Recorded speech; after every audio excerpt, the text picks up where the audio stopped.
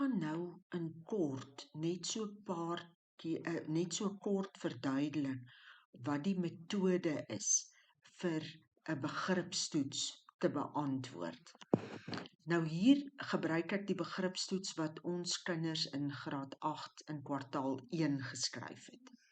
Nou die eerste ding wat jy moet doen by 'n begripstoets, en die een wat vir jou lees moet dit ook so doen, is die eerste ding is, jy lees eers net jou opskrif.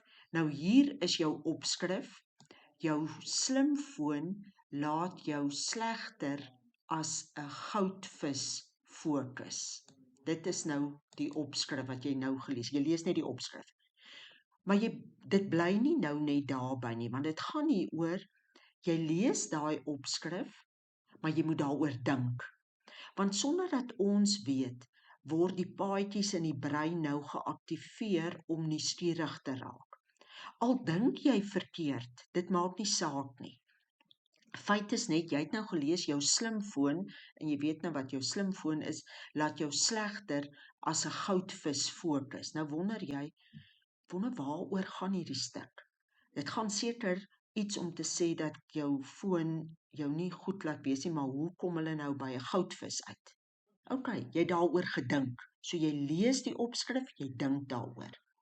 Dan die tweede ding, jy lees al die eerste sinne van elke paragraaf. Net die eerste sinne van elke paragraaf. En jy doen dieselfde.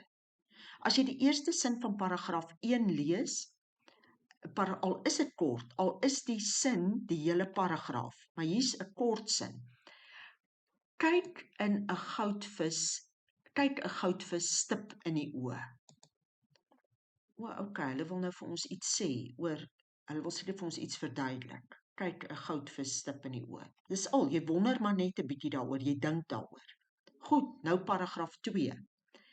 Nee, nie die goudvis nie, want die mens kan nie vir 12 sekondes aan een konsentreer nie.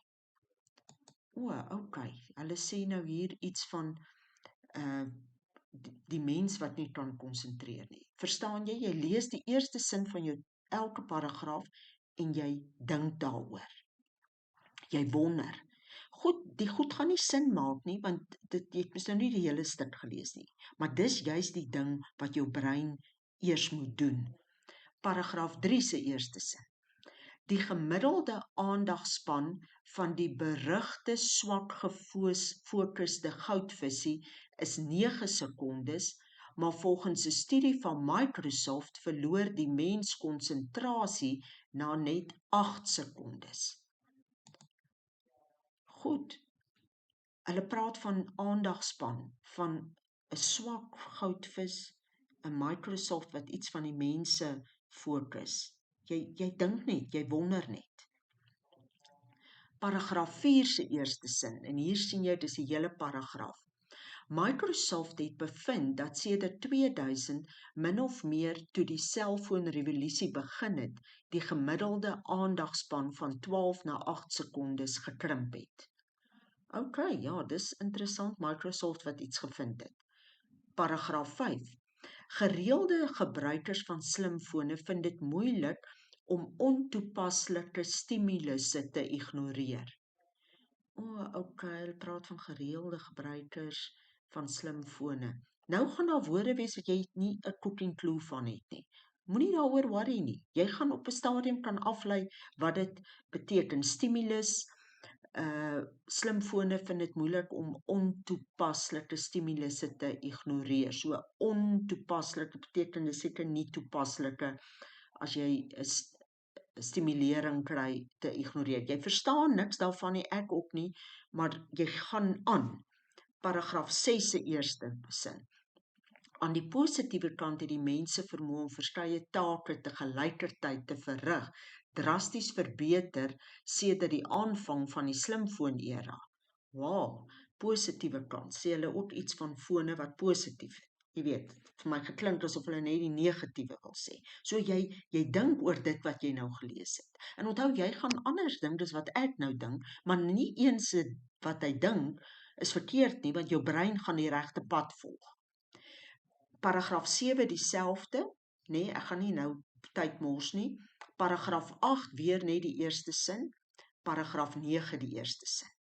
OK, jy het dalk nog nie 'n idee waaroor dit gaan, maar jy weet dit gaan oor slimfone en dalk aandag en dit wat 'n positiewe ding en negatiewe goed, dit is dit. Nou, jy het nou jou opskrif gelees, daaroor gedink. Elke eerste sin van elke paragraaf gelees, daaroor nagedink. Nou lees jy eers die vraag. Nou jy kan vir my seker sê ek is nou simpel, maar ek is nie simpel nie want dis wat navorsing sê die beste ding is om te doen. Nou lees jy die vraag. En al het jy nie die leesstuk gelees nie, gaan jy sien hoe gaan dit jou nou help. Nou vraag 1.1, kies die korrekte antwoord en skryf net die letter neer. Die titel impliseer dat. Nou, ek wil sommer nou al sê, impliseer sal altyd beteken, en julle gaan baie keer sulke vrae kry, wat wil die titel vir my eintlik sê? Verstaan? So, jy moet nou dat goudvisse vir lang tye kan konsentreer, slimfoongebruikers goed kan konsentreer, dat slimfoongebruikers beter as goudvisse kan konsentreer, dat slimfoongebruikers baie swak konsentrasie vermoë het. Maar jy weet dan nou 1.1 gaan jy uit jou titel uit kan haal. Jy moes nou net nou beantwoord. Beantwoord die vraag in paragraaf 1 in een volsin deur te sê of die mens of die goudvis eerste sal wegkyk. So daar's 'n vraag in paragraaf 1 wat jy nou moet beantwoord, of die mens of die goudvis eerste sal wegkyk. Wat dink jy is die doel van die eerste paragraaf? Dit wil sê, wat wil die eerste paragraaf eintlik vir jou hê? Wat moet jy doen of doel hê?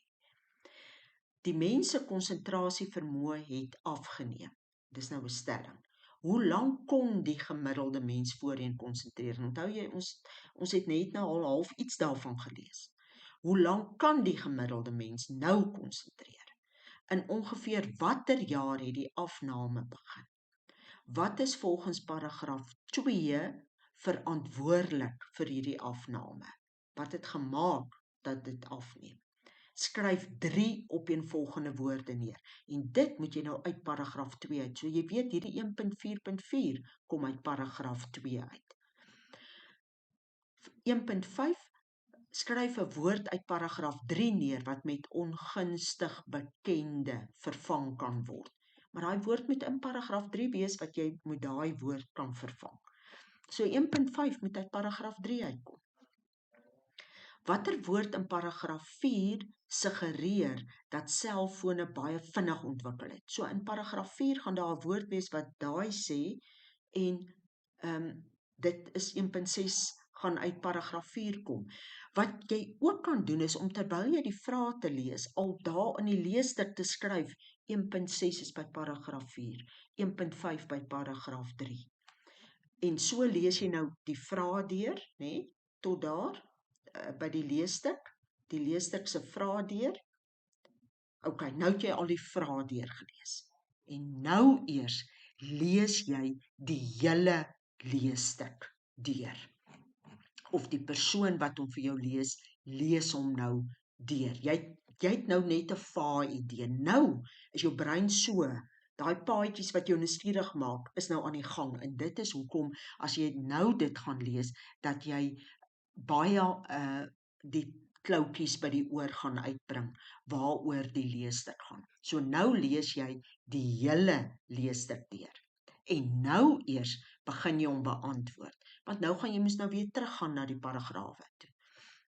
So, dit is die manier hoe jy jou begripstoets moet beantwoord. En 'n mens moet dit oefen. Maar dis nie net van lees die opskrif nie. Jy moet daaroor dink ook. Daaroor dink is eintlik die belangrikste. Al dink jy verkeerd, dan kom jy later agter, tyd ek het gedink is dit, maar nou is dit. En dis goed, want nou weet jou brein wat om te doen. En dan sal jy sien, hier is die visuele teks.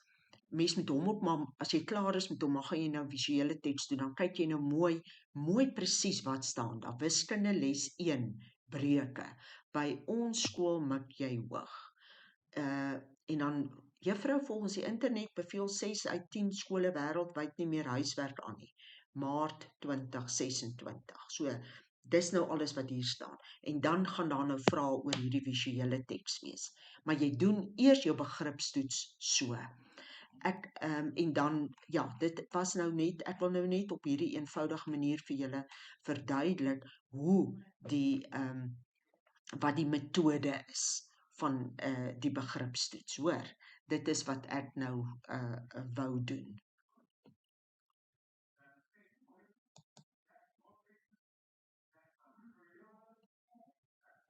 Nou, ek moet hom nou eintlik stop, maar nou flippen weet ek nie hoe om te stop nie.